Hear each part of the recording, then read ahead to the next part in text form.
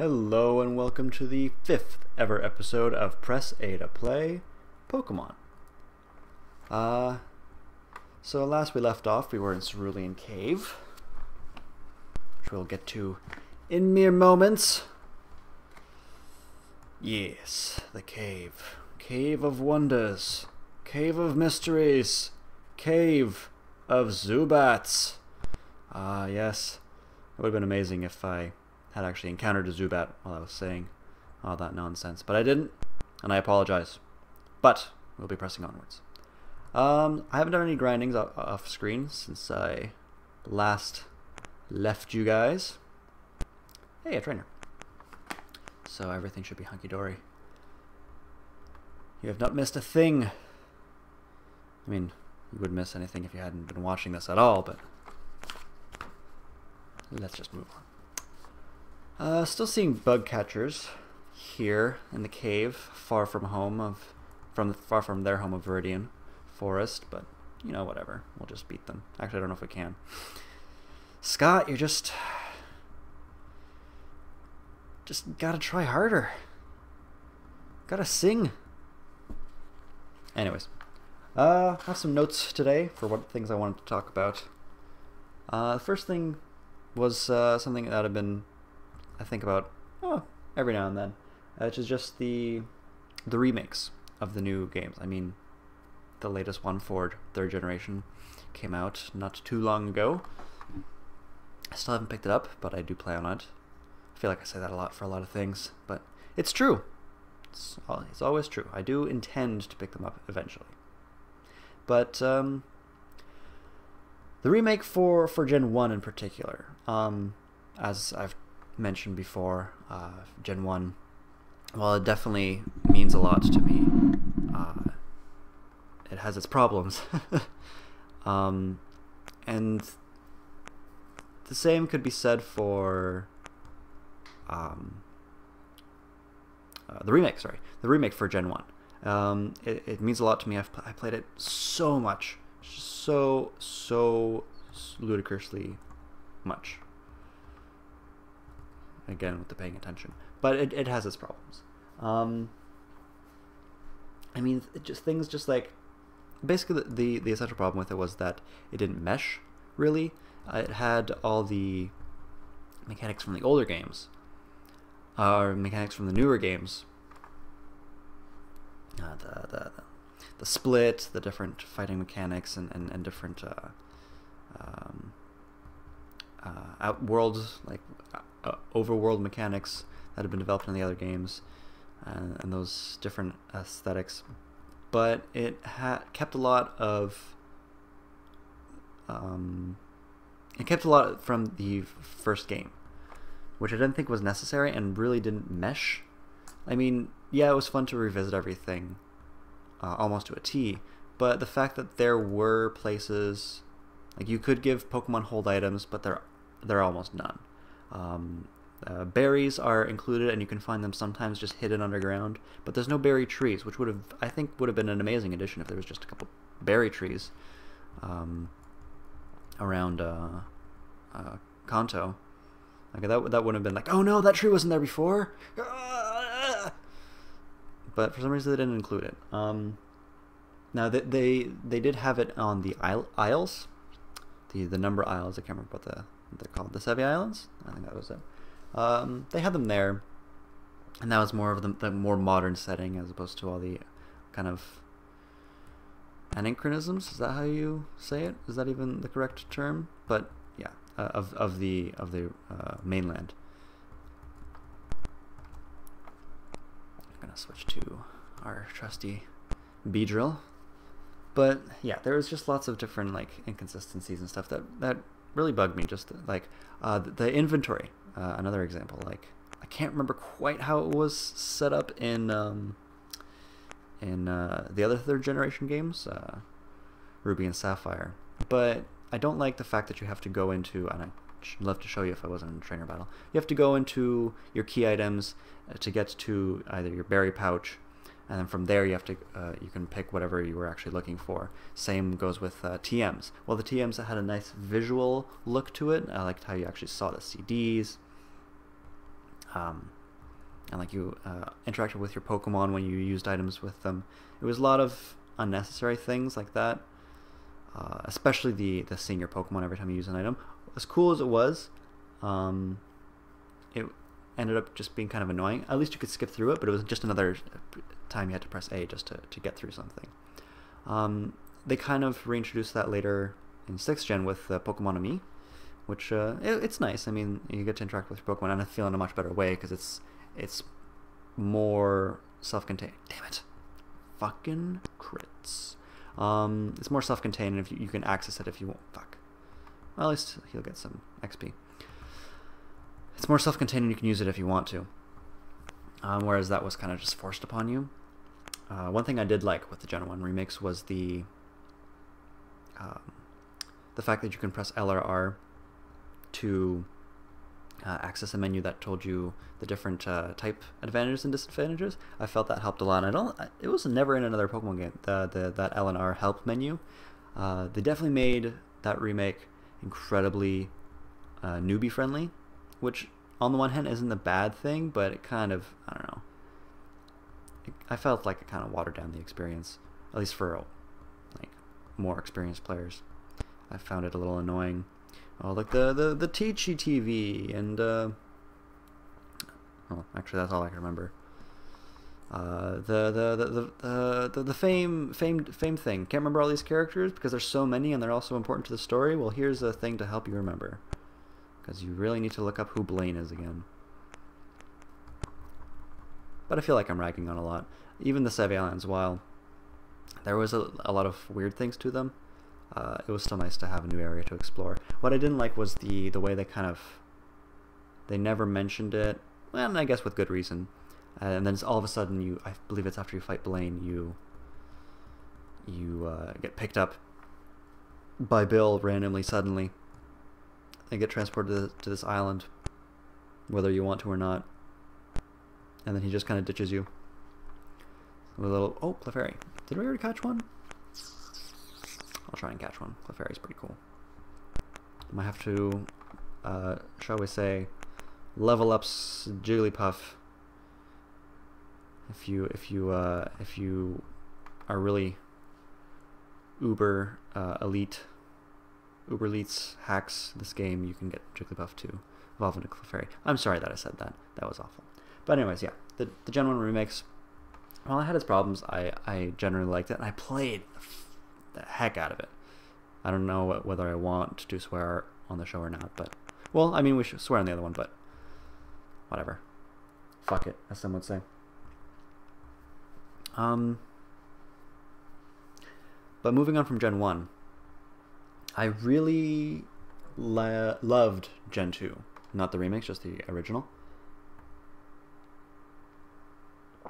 But I never got the Gen 2 remakes, which is something I was always sad about. Like, at first, when they first came out, I just didn't want to get them, because I thought I was over Pokemon. I wasn't really into Gen 4, and I didn't get Gen 5. So I thought, I guess maybe my Pokemon days are done, and I didn't get the 4 remake, and I still regret that.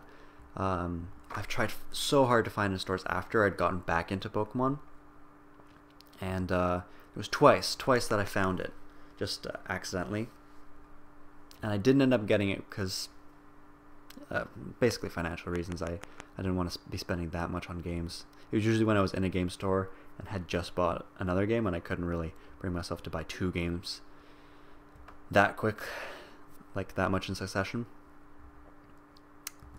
No, we shall not be using Clefairy right now. Maybe sometime later. But yeah, I just end up not getting them. And I feel like it's kind of, I don't know if there's any point to, if I do ever see them again, to pick them up, because they introduce a lot of things that I really like. Just Gen 2 itself is my favorite generation. And like your Pokemon follow you, which is super cool. I'd get to revisit Kanto again in a completely different light. Apparently there's lots of like different mysteries and lots of cool stuff in that, and it's a bit of a shame. And then the Gen 3 remakes I haven't gotten, but that one I do intend to get ASAP, basically. Gen 3, I didn't play it as much, but I definitely have very fond memories of it. It was definitely at the point in time in my life where I was starting to ease out of Pokemon. I mean, I was in high school, there was lots of stigma against playing Pokemon and such. So I didn't really...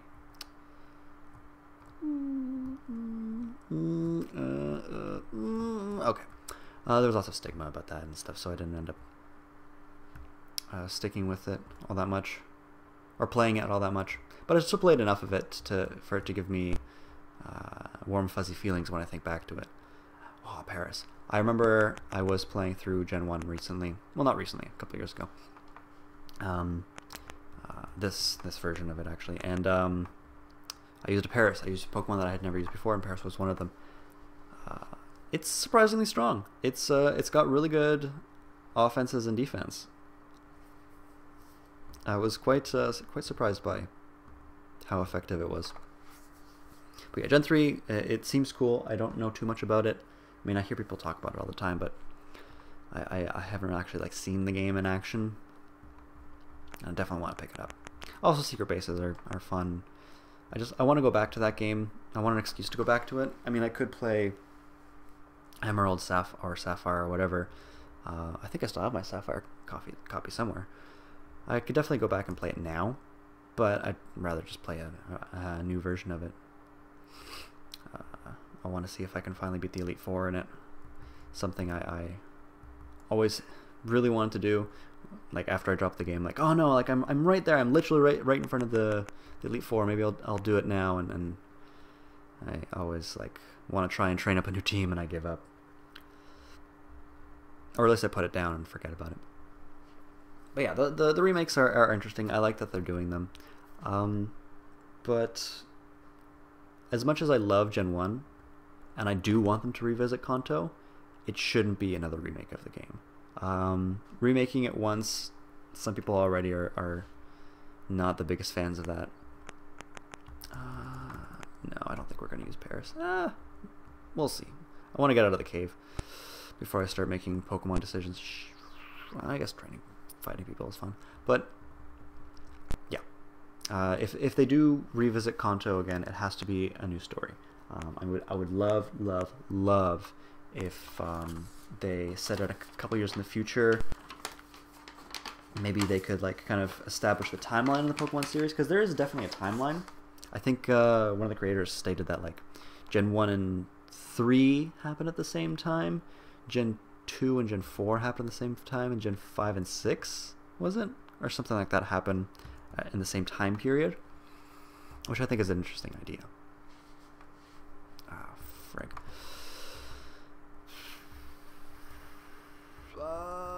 Thinking, but I'm really fascinated with going back to Kanto. I mean, you already revisit it in the second generation in this remake, a couple years in the future. But I would love to have a game set either in that future, or like right when 2 is happening, or perhaps a little after or before. Probably after. After would make sense, because then you could like fight Silver, Red would make a comeback, Blue. I think it'd be really interesting. They can like tackle like what's changed with all the different characters, and also they could tackle one of my favorite parts of the Gen 1 games, which are the different legends and myths, either fan created or the ones that are actually in the game. They could talk about those and kind of explore them, because I really like the. I mean, in the new games, as much as I like how alive the worlds feel, I mean, different gym leaders and different characters and the Elite Four often have a much larger role to play in the world and the story, and it makes it feel much more alive.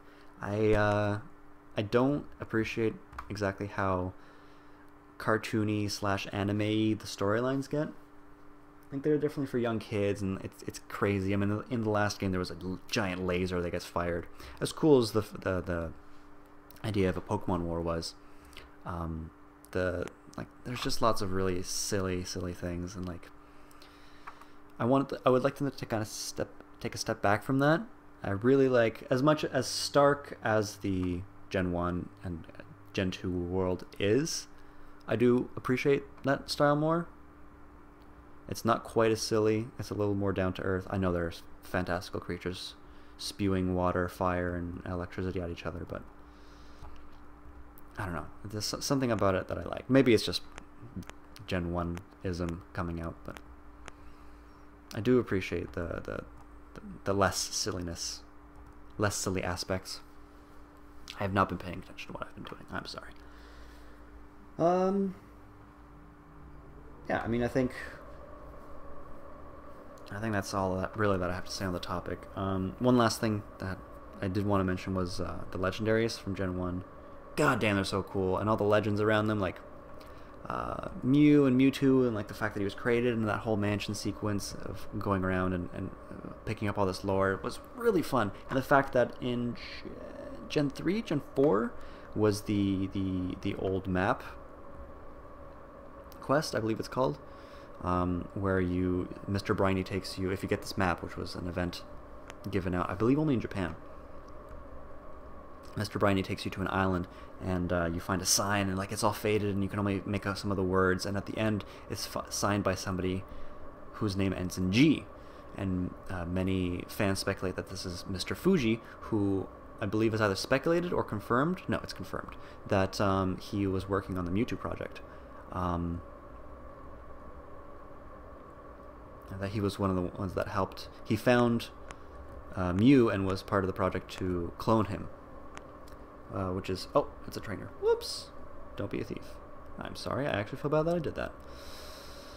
I remember the first time I did that in a Pokemon game, and I actually felt terrible because it called me a thief.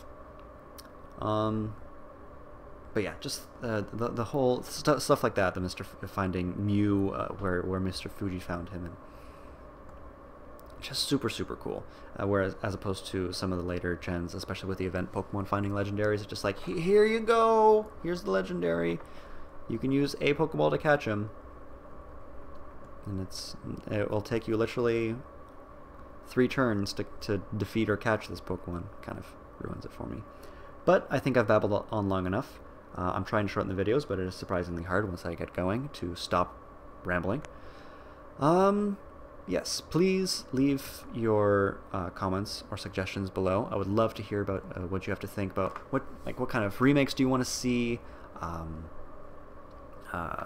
What did you like about them? What you didn't like? Do you like the idea of remakes at all? I would love to share and discuss. Also, your ideas for new games in the series, perhaps revisiting areas that we've seen before, but at a different time period. I think that concept is really cool, and I said Gen 1 just because I think I have the strongest connections to it. Gen 1 and 2, Kanto and Johto. I can't kill a Zubat. I should probably retreat Scott before he dies. But yeah, please share those. Subscribe if you like the video if you like, dislike it if you like, whatever. Just interact, be wonderful, and I would appreciate the conversation. So as always, guys, have fun,